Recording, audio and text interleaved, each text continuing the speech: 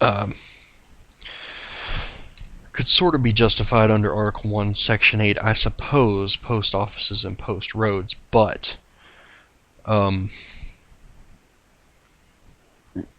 well, that's a matter of conjecture. But beyond that, there's a lot of expansion of the federal bureaucracy that took place under the progressives in the GOP establishment. There was also rapid growth in federal spending and the encroachment on the traditional jurisdiction of the states. And this is something that I'm going to be exploring a lot more, both on this show and at the trenches and my blog as well. So stay tuned for that. But I'll cover it in very brief form here. The encroachment on the traditional jurisdiction of the states, the abandonment of the 10th Amendment of the Constitution, is why the term federalism has so many creative adjectives attached to it when you hear it taught in poli-sci classes. Federalism has been described as any number of things, ranging from cakes to fences to cooperation and all kinds of nonsense. But every distinction that has been attached to federalism since the original understanding of the framers has been added due to progressive policies in both major parties. Now, with those points laid out, we can finally address the present-day machinations within the Beltway establishment progressive GOP. This week has seen a steady stream of shock and outrage over solid conservatives being shut out and in some cases kicked out of committee assignments in the House of Representatives. The pundits and activists who are quite rightly livid over this development have called it the Boehner Purge. John Boehner, or the weaker speaker, as I've called him since late 2010, has carefully culled power into his own hands for many years. Even under Speaker Hastert in the early 2000s under W, many people, including myself, were aware of some of Boehner's maneuverings in the House hierarchy. Now, keeping the ranks on the same page in order to achieve legislative goals is not just standard practice in a deliberative body. It is also smart. After all, instilling unity of purpose throughout the organization is one of the hallmarks of good leadership. But is that the MO that's at work here? Is there something more to this latest power grab? And can it properly be called a power grab at all? Well, I would urge you to consider the following. The widespread popularity among grassroots conservatives, in contrast to our rapidly growing disgust with John Boehner, garnered by one Alan West, who lost a very close battle last month due mostly to redistricting. Consider further that a state's congressional delegation plays a large role in negotiating with the legislature on the final redistricting map. And finally, consider the fact that Alan West was the only member of Florida's congressional delegation to be a consistent thorn in the side of the Beltway GOP.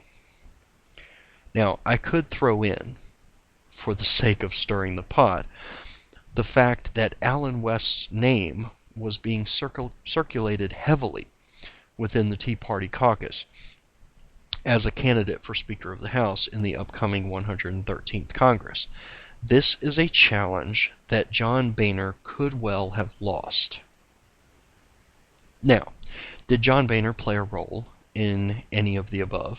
Well, I've seen no evidence to warrant even positing such an allegation, but the plausibility is undeniable in light of recent backroom wrangling, is it not? And what about the RNC convention power grab? Do we remember this? Back in August. Back in August, I wrote this piece at the trenches about the RNC power grab, and basically Let's see, August 28th to be exact, at the RNC convention, the opening day of the RNC convention in Tampa, there was, as I put it, much skullduggery afoot. So, and there was even a hashtag on Twitter for it, RNC Power Grab. So, what's the backstory? Well, as some of you know, there were rules changes that were proposed by the RNC Rules Committee. There was a lot of indignation over one of these rules specifically. That particular rule change would have allowed a GOP nominee to trump state and local party apparatus by essentially, in sort of a roundabout way, but essentially selecting his or her own delegates. Now think about this. A Republican presidential nominee coming into a Republican National Convention with delegates populating the floor of said convention that he or she handpicked. What could possibly go wrong? Well, nothing. That's the point. Well, thanks to wide coverage from conservative radio and the blogosphere before the vote, that rule change was defeated. But the RNC sure tried to thwart dissent, and there were a lot of moronic actions that I've verified personally on several accounts involving transportation snafus. There were people that were delegates to the convention and delegates to the Rules Committee at the convention that were on buses going into Tampa, and there were delays among several of the state delegations and Rules Committee members, causing them to not arrive until after the votes had been cast on the rule change. So a little bit funny there. Also, there's the curious coincidence of of the bus from the Virginia delegation, my home state here. The Virginia delegation was on a bus in Tampa, circling the convention center for about 45 minutes. On this bus was one Morton Blackwell, a longtime RNC committee member and a pretty staunch activist in the way of conservatism.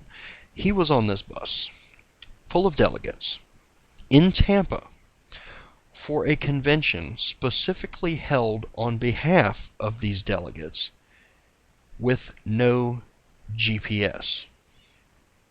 At least that's the that's the story. That the bus driver was making a big show of not being able to find the convention center and then having to circle around it several times because they couldn't find the exact spot where the bus was supposed to be unloaded, security being tight, etc. But folks, this makes absolutely no sense. I have 4 map and or GPS apps built into and or installed on my freaking phone. And I'm not even a national delegate. Now, I can hear the peanut gallery out there saying, and perhaps rightly so, well, if the rule change didn't go through, what's the big deal?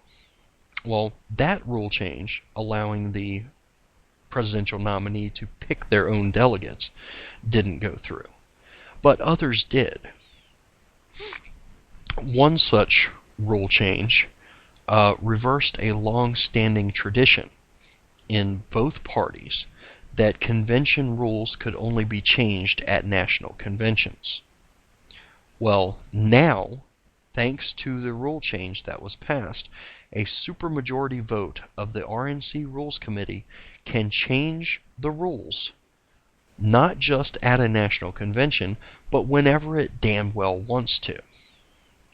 The impact to you? Well, quite simply, they can now propose and adopt the rule change that was pulled under protest anytime they want.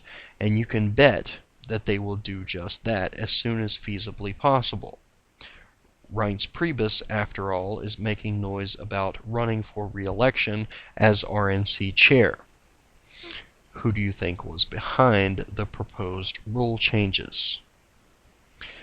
And, they'll do this when there are no TV cameras present and behind closed doors and at the behest of Mitt Romney or whoever else is in the front running. Oh, Jeb Bush, maybe. He will be the savior of conservatism in 2016. Right. So, at the time, I got a lot of comments when I wrote about this RNC rule change. I got a lot of comments saying, well, you and the conservative blogosphere and conservative radio, you're giving this RNC rule change all this attention and pinning it on Mitt Romney and Reince Priebus and saying that they're trying to thwart the grassroots, etc., and that'll hurt us in November. Well, no. What hurt us in November was not having a candidate that could articulate first principles, folks. I've been harping on GOP power grabs for years. The intent is to silence you, the grassroots. The first principles first, movement conservatives. So, I'll use the argument that the Todd Akin bashers used against the naysayers. They said, well, hey, the GOP piling on Todd Akin isn't to blame for his poll numbers diving. No, it was just his comment. Okay, well, me talking about the RNC rule change isn't the problem. The fact that it happened is. See how that works? A little bit of turnabout there. The point is this. Local GOP leadership in at least 5 states that I'm privy to for a fact are still in December, 3 months later, still very upset over this rule change. They have proposed and are carrying out retaliatory actions. They are tired of being snubbed by the GOP establishment. The GOP is wayward in their thinking that grassroots conservatives who handed them 2010 on a silver platter are going to come crawling back like a kicked puppy. They have another thing coming. We are damn tired of knocking on doors, phone banking, and taking hours away from our families only to be rewarded with scraps from the table of power, insults, and daggers in our backs. And, as I said in August, treat us like you don't need us, GOP. Do it. And keep doing it. I want you to. And then we'll see just how many fucking elections you can win when we don't show up with our dollars, hours, and boots on the ground. That same night, just after that rule change, RNC keynote speaker, New Jersey Governor Chris Christie, talked a lot about compromise in that keynote speech. But he was talking about compromise with Democrats. So here's a novel idea for the GOP. How about trying compromise with those who put you there first? A novel concept. It just might work. Hasn't been tried yet. You said in the Rose Garden, the day after the attack, it was an act of terror. It was not a spontaneous demonstration. Is that what you're saying? Please proceed, Governor.